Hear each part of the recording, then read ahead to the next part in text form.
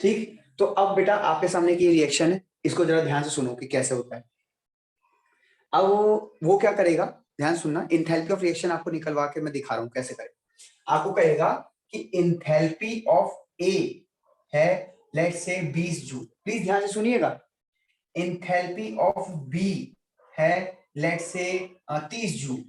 Enthalpy of सी है let's say 40 joule, ठीक है। और इंथैल्पी ऑफ डी है लेट्स से 50 जूल, ऐसे बोल देगा।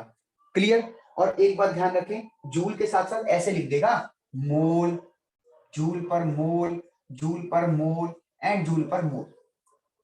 अब आपसे कह रहा है इंथैल्पी ऑफ रिएक्शन बताओ, तो क्या दिक्कत आ रही है। इंथैल्पी ऑफ रिएक्शन का फॉर्मूला क्या था, enthalpy of product minus enthalpy of reactant. अब प्रोडक्ट में कौन कौन से हैं, तो ये रहा प्रोडक्ट, ये रहा प्रोडक्ट। रिएक्टेंट में कौन से हैं, ये और ये। अब कैसे निकालेंगे सर, तो ध्यान से देखो, इंथैल्पी ऑफ प्रोडक्ट को कैसे निकालोगे। सी की इंथैल्पी कितनी दी है, 40 जूल पर मोल। आपके पास मोल कितने हैं, 3। आपके पास 3 मोल हैं, उसने 40 जूल दिया है पर मोल के हिसाब से दिया है, 1 मोल का 40 जूल। आपके पास 3 मोल हैं, तो आप लिखोगे 40 इंटू 3 प्लस दूसरा प्रोडक्ट कौन सा है, डी वाला। तो डी का कितना है, 50 जूल पर मोल, और डी के मोल कितने दिए, 4। तो आप लिखोगे 4 इंटू 50 माइनस, आ जाओ रिएक्टेंट की कैसे लिखोगे, एक ही है 20 जूल पर मोल, और देखो मोल भी एक ही है, ए का मोल भी एक ही है, हाँ वैल्यू भी एक की दी हुई है, तो 20 प्लस बी, बी की कितनी है जी 30, लेकिन कितनी बार है जी, 2 बार, तो 30 इंटू 2, ये आ गया जी 120 और 200, 120 और 200 320 माइनस 60 और 20 80, ये आ गया जी आपका 320 में से 80 गया, 20 गया, 360 गया और 240 जूल आ गया जी। तो एंथैल्पी ऑफ रिएक्शन कितना आ गया, 240 जूल। अब ये पॉजिटिव का आया है, मतलब ये रिएक्शन कैसी है, एंडोथर्मिक। तो उम्मीद करता हूं आपको एंथैल्पी ऑफ रिएक्शन निकालना आ गया। चेक करो, इससे मुश्किल क्वेश्चन क्या ही देगा आपको, प्लीज चेक करो, रेज हैंड करो कि हाँ सर हमें समझ आ गया, फिर हम आगे बढ़े। 2 बच्चों का रेज हैंड आ गया, 3 बच्चे, 4 बच्चे, 5 बच्चे, 5 बच्चों का रेज हैंड आ गया 7 में से। ओके, 6 का आ गया, कुणाल का नहीं आया, कुणाल का चल नहीं रहा, कोई बात नहीं, ठीक है आगे बढ़ते हैं बेटा। अब आप पहले तो आप इसका स्क्रीनशॉट लो ताकि मैं आगे बढ़ सकूं, क्योंकि नोट्स में सब ऐसे नहीं है, नोट्स में तो लैंग्वेज दी हुई है प्रॉपर। चलिए बढ़ते हैं आगे बेटा।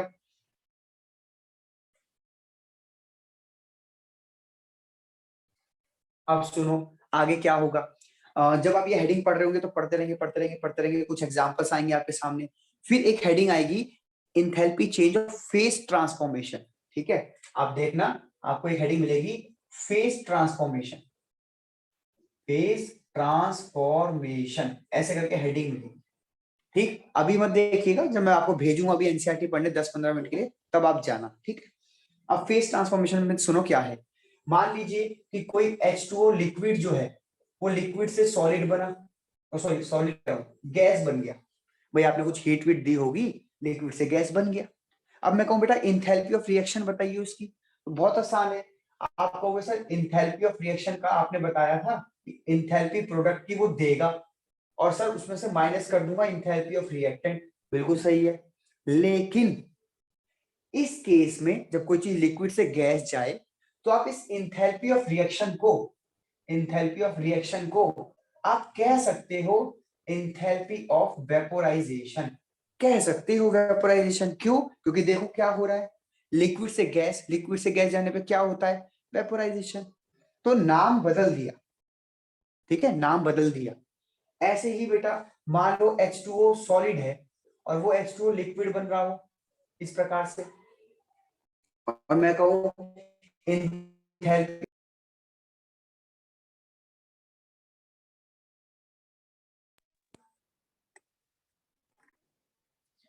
आवाज आ रही है ना, बीच में कॉल आ गई थी। यस सर आ रही।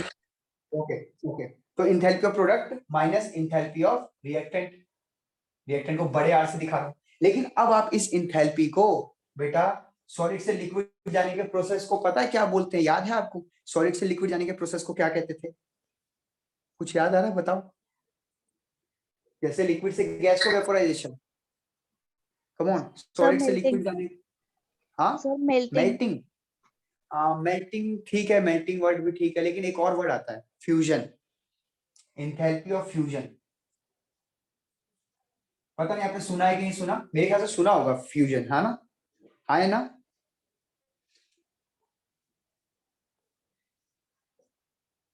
ऐसे ही बेटा, अगर आप H2O लिक्विड से आप सॉलिड बना ले, लिक्विड से सॉलिड, तो लिक्विड से सॉलिड जाने पे क्या होता है, कौन सा वर्ड होता है लिक्विड से सॉलिड का, कम ऑन, लिक्विड से सॉलिड जाने का कौन सा वर्ड यूज करते हो, बताओ वंशिका।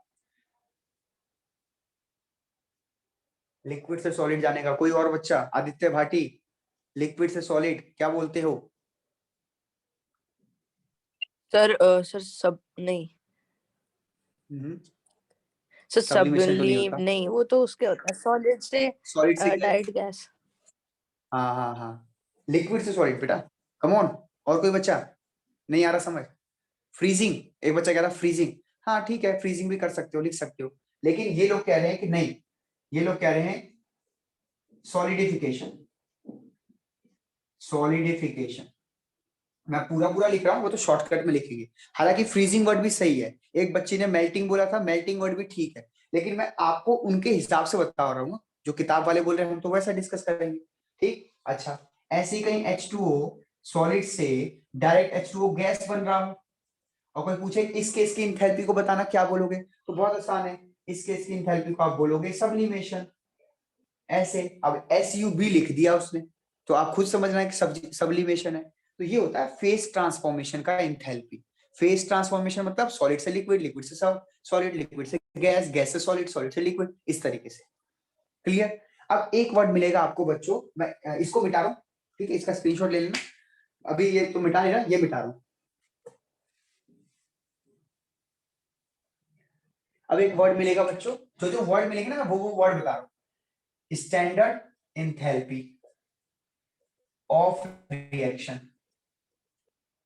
ये वर्ड मिलेगा standard.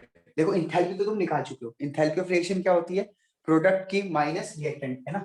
Enthalpy of reaction is equal to product की माइनस रिएक्टेंट। अब सुनो ध्यान से, स्टैंडर्ड वर्ड का मीनिंग क्या है?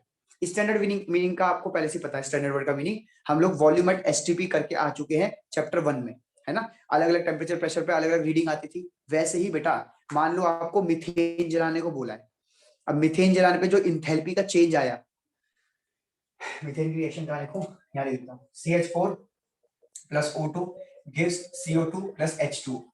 इस रिएक्शन में जो भी इंथैल्पी का चेंज आया, इंथैल्पी का चेंज मतलब प्रोडक्ट की इंथैल्पी माइनस रिएक्टेंट की इंथैल्पी, वो इंडिया में कुछ हो रहा है, अफ्रीका में कुछ हो रहा है, स्विट्जरलैंड में कुछ हो रहा है, ऑस्ट्रेलिया में कुछ और है।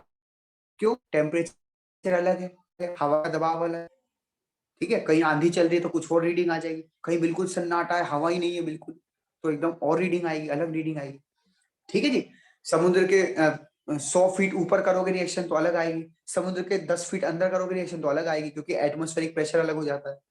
तो ऐसे में तो लड़ाई हो जाएगी। तुम कहोगे कि जी मेरी तो इंथैल्पी चेंज 20 जूल आ रही है, वो कहेगा मेरी तो 30 आ रही है। तो क्या करो, टेम्परेचर और प्रेशर फिक्स कर लो। टेम्परेचर कर लो 298, टेम्परेचर कर लो 298 केल्विन, और प्रेशर एनसीईआरटी वाले कह रहे हैं 1 बार कर लो, 1 बार। वैसे कई बुक्स में 1 ATM भी लिखा रहता है कि 1 ATM कर लो, तो हम 1 बार मानेंगे क्योंकि हमें, हमारे लिए एनसीईआरटी सब कुछ है, ठीक है। तो ऐसे केस में जो भी इंथैल्पी निकलेगी उसको कहोगे स्टैंडर्ड इंथैल्पी। लेकिन रिप्रेजेंट करने का तरीका तो चेंज करना पड़ेगा ना, डेल्टा एच तो एंथैल्पी ऑफ रिएक्शन दिखाता है। आप क्या करो, यहाँ पे नॉट लगा दो बस।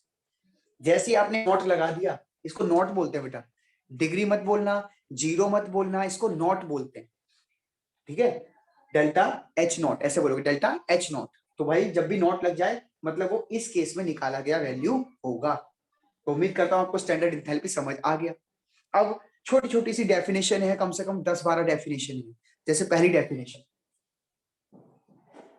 स्टैंडर्ड इंथैल्पी ऑफ फॉर्मेशन, ऐसे लिखा होगा फॉर्मेशन।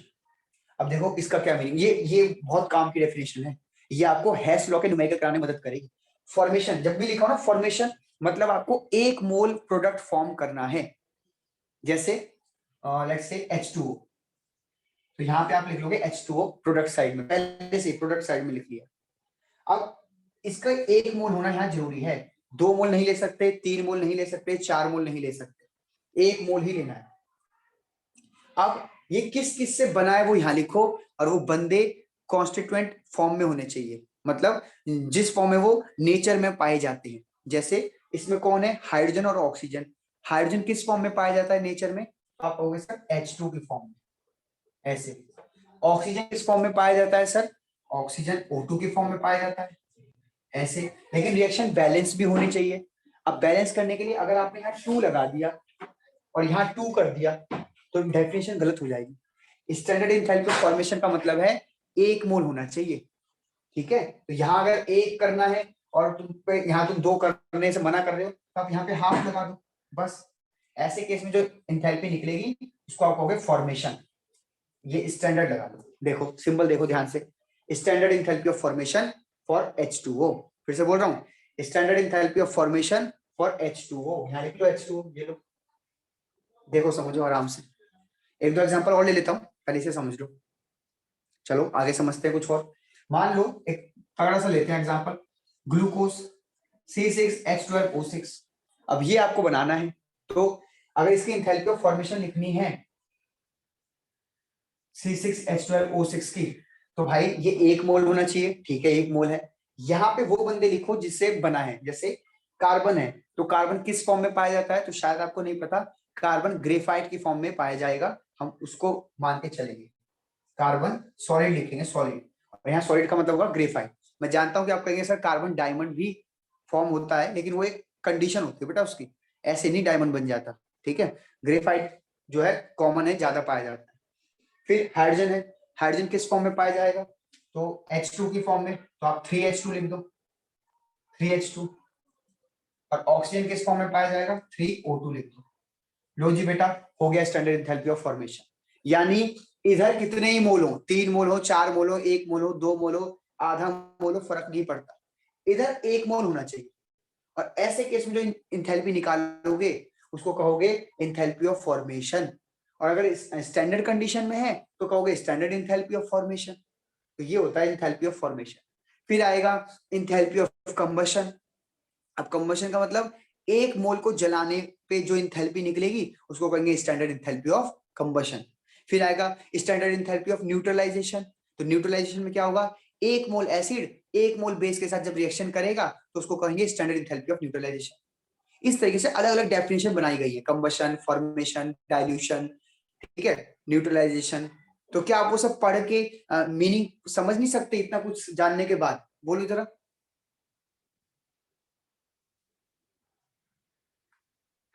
बोलो बच्चों, नहीं समझ सकते क्या, ये सर समझ सकते हैं। समझ सकते हैं, ठीक है। अब मैं एनसीईआरटी किताब खोलो, जैसे जैसे मैं आपको बोल रहा हूँ वैसे वैसे चीजों को ढूंढो कि कहाँ पे वो है, और जब सब कुछ मिल जाए तो रेज हैंड करना है कि हाँ सर जैसा जैसा आपने बताया वैसा वैसा मुझे मिल गया है। ठीक, मैं टॉपिक बोलना शुरू कर रहा हूँ, जरा ध्यान से मेरी बात सुनिए। आप 6.4 ढूंढो, इंथैल्पी चेंज। सबसे पहले जैसे आप ये इंथैल्पी चेंज ढूंढोगे तो आधा पेज इधर, ठीक है, आधा पेज इधर होगा, ऐसे होगा, फिर एक लाइन पूरा इधर होगा, फिर यहाँ हेडिंग होगी फेस ट्रांसफॉर्मेशन करके, ऐसे फेस ट्रांसफॉर्मेशन करके, फिर फेस ट्रांसफॉर्मेशन होगा। फिर आप पन्ना पलटो, पन्ना पलटने पे आपको दिख रहा होगा स्टैंडर्ड एंथैल्पी ऑफ फॉर्मेशन करके रिएक्शन लिखी होगी, standard enthalpy of reaction, formation, sublimation, vaporisation, ये सब वर्ड देखो ब्लैक बोल्ड में लिखे होंगे, ब्लैक बोल्ड में। ठीक, ये सब करते करते करते करते करते ई पॉइंट पे, आई थिंक ई पॉइंट पे आपको लिखा होगा हैश लॉ, हैश लॉ। अब मुझे ढूंढ के बताओ कि क्या आपको ऐसा सिनेरियो ऐसा मिल गया, यस सर। सीक्वेंस ऐसा मिल, हाँ है ना, raise your hand, raise your hand, raise your hand, mike sir नहीं अभी ऑन करना। लॉ कौन सा बताया था, वो नहीं मिला बस। हैश लॉ, ई पॉइंट पे होगा हैश लॉ बेटा।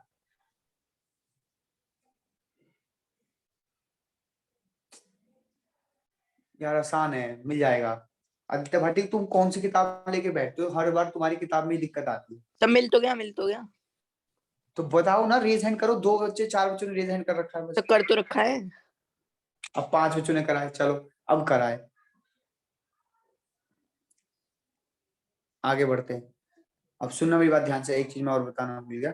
हाँ, अब ये ई पॉइंट है, डी पॉइंट पे एक हेडिंग होगी बेटा, थर्मोकेमिकल इक्वेशन। थर्मोकेमिकल इक्वेशन ऐसे करके हेडिंग होगी। इसमें ना कुछ पोस्टुलेट्स दिए हुए हैं, कुछ पॉइंट्स दिए हुए हैं, कुछ इंफॉर्मेशन दी हुई है, वो आप समझो अच्छे से। वो इंफॉर्मेशन मैंने सारी आपको यहाँ बता दी ऑलरेडी, मैं एक बार फिर से बता दूंगा, लेकिन मैं इसको स्क्रीनशॉट लो, मैं मिटा रहा हूँ क्योंकि कुछ चीजें। चलो स्क्रीनशॉट ले लिया, बढ़ते हैं आगे। अब मैं यहाँ पे बता रहा हूँ थर्मोकेमिकल इक्वेशन के कुछ पॉइंट्स बता रहा हूँ, फिर आप पढ़ोगे तो समझ आ जाएगा। जैसे उसमें आप ढूंढोगे ना थर्मोकेमिकल इक्वेशन में, तो 3 पॉइंट दिए हुए हैं। मैं आपको तीसरे पॉइंट से शुरुआत करता हूँ। तीसरा पॉइंट पता है क्या कहता है? बहुत आसान है। कहता है कि अगर एक रिएक्शन है N2 + 3H2 gives 2 अमोनिया, और इसकी मान लो इंथैल्पी ऑफ रिएक्शन है लेट्स से -40 जूल, ऐसे है। तो अगर इस रिएक्शन को रिवर्स कर दो, अगर इस रिएक्शन को रिवर्स कर दो, यानी कि 2 अमोनिया गिव्स N2 + 3H2, तो ये जो इंथैल्पी ऑफ रिएक्शन है ना, ये भी रिवर्स हो जाएगी, मतलब -40 से +40 हो जाएगी। ये है तीसरा पॉइंट इस थर्मोकेमिकल इक्वेशन का। ठीक है, तो ये आपको ध्यान रखना है, आपको बहुत काम आएगा हेस लॉ में। हेस लॉ एक न्यूमेरिकल टॉपिक है, इसमें काम आएगा आपको। क्लियर? अच्छे से देख लो, फिर आगे बढ़ते हैं।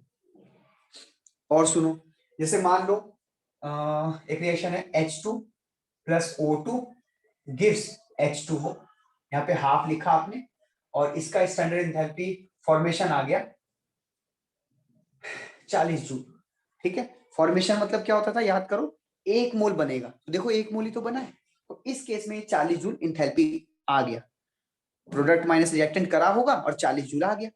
अब अगर बेटा आप इस पूरी इक्वेशन को 8 से मल्टीप्लाई कर दो, वैसे ही रैंडमली 8 से मल्टीप्लाई कर दी, तो ये हो जाएगा 8H2, ये हो जाएगा 4O2, भाई 8 से मल्टीप्लाई करो 2 से कट जाएगा 4 आ जाएगा, और ये हो जाएगा 8H2।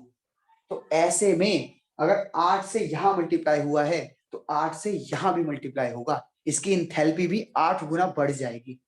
तो इंथैल्पी ऑफ फॉर्मेशन, फॉर्मेशन तो नहीं बोलोगे, फिर रिएक्शन बोलोगे सीधा, क्योंकि भाई फॉर्मेशन जब ही लिखते हैं जब 1 मोल होता है बच्चों। अब तो 8 मोल हो गए ना, अब यहाँ लिखोगे 40 × 8 जूल।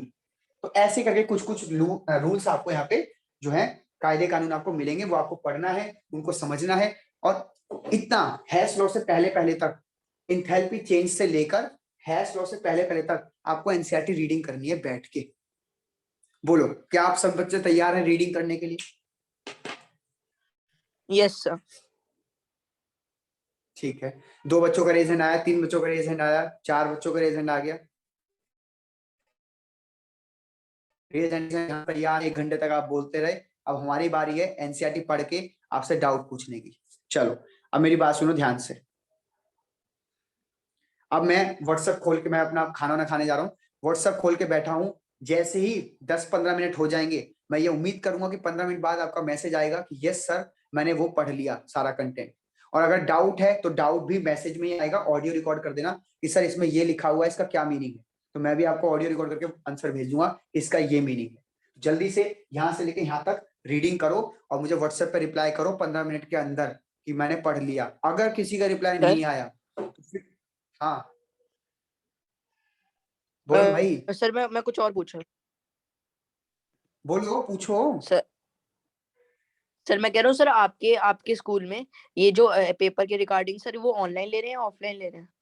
बेटा पेपर ऑफलाइन ही होंगे, हमारे स्कूल तो खुल रहे हैं, क्या नाम है, आज ही वीपीएम ने हमसे पूछा कि कब से स्कूल खुलवाएं बताओ। मैं कहा मैम अब तो 23 तारीख तक तो हमने बोल दिया बच्चों को कि ऑनलाइन है इस हफ्ते, तो 26 तारीख के बाद से खुलवाओ। तो 26 के बाद से स्कूल भी खुल रहे हैं, प्रैक्टिकल होंगे पहले उन बच्चों के ऑफलाइन, केमिस्ट्री का, फिजिक्स का, बायो का, मैथ का, कॉमर्स वालों का, अकाउंट्स का, इको का, बीएसटी का। देन पेपर चालू होंगे 17 फरवरी से, और 15 मार्च को वो बच्चा 12th में आ जाएगा मेरे स्कूल वाला। तो 15 मार्च को 12th चालू करा देंगे हमारे स्कूल में। सेम सिनेरियो आपके स्कूल में भी होता होगा, सबके में ऐसी होता है, यूपी के स्कूल में तो, गाजियाबाद में तो, कि सबके पेपर फरवरी मिड से चालू कर देते हैं और मार्च मिड तक आपको 12th में बिठा देंगे। तो बेफिक्र रहो, पेपर ऑफलाइन ही होगा, सर तो किसी भी उसमें केसेस की वजह से भी बंद नहीं कर रहे हो? सरकार ने बोला है खोलो, हम अपने रिस्क पे थोड़ी करेंगे, हमारे तो पेरेंट्स शिकायत कर देंगे कि भाई स्कूल क्यों खोल रखा है। गवर्नमेंट का ऊपर से ऑर्डर आया हुआ है कि अगर पेपर लेना चाहते हो तो पेपर ले सकते हैं, तो हम पेपर लेने के बहाने स्कूल खोल रहे हैं कि पेपर लेंगे हम तो प्रैक्टिकल लेंगे, रोल लेंगे। तो आप बेफिक्र रहो, इस दुविधा में मत रहना कि पेपर ऑनलाइन होगा, पेपर ऑफलाइन ही होगा जब तक कि कोई बड़ा कांड ना हो जाए। इन केस पता चला फरवरी के फर्स्ट वीक में केसेस आ रहे हैं 10 लाख, मौतें हो रही हैं 2 लाख, तो तुरंत गवर्नमेंट का ऑर्डर आ जाएगा कि बंद करो सब। लेकिन अगर वैसा नहीं हुआ तो भाई साहब पक्का खुलेंगे स्कूल, ऑफलाइन खुलेंगे और ऑफलाइन पेपर होंगे। और यकीन मानो ओमिक्रॉन इतना खतरनाक नहीं है जितना इसके केसेस राइज हो रहे हैं। आप देखना 1 महीने बाद राइज एकदम फॉल हो जाएगा, केस तुरंत घटने चालू हो जाएंगे, क्योंकि बाकी कंट्री से डाटा आ चुका है, कुछ खतरनाक नहीं है। ठीक है, ऊपर से आप वैक्सीनेटेड हो गए हो तो फिर तो कोई दिक्कत ही नहीं है। ठीक, तो पेपर ऑफलाइन होगा, तैयार रहना। 2 लाख मौतें एक दिन में नहीं कह रहा, 2 लाख 10 लाख केसेस आएंगे। मौतें अगर होने लग गई ऐसे कि एक दिन में 1 लाख मौत, एक दिन में 50,000 मौत, एक दिन में 2 लाख मौत, तो तुरंत बंद हो जाएगा सब कुछ कि भाई ज्यादा खतरनाक आ गया। लेकिन ऐसा होगा नहीं, ठीक है, होगा नहीं, इतनी ज्यादा मौतें नहीं होंगी, ये खतरनाक नहीं है और स्कूल खुल जाएंगे फिर से। पेपर चालू है भाई हमारे, दिल्ली वाले तो बंद ही समझे अपना, दिल्ली में तो मुझे लगता नहीं खुलेगा।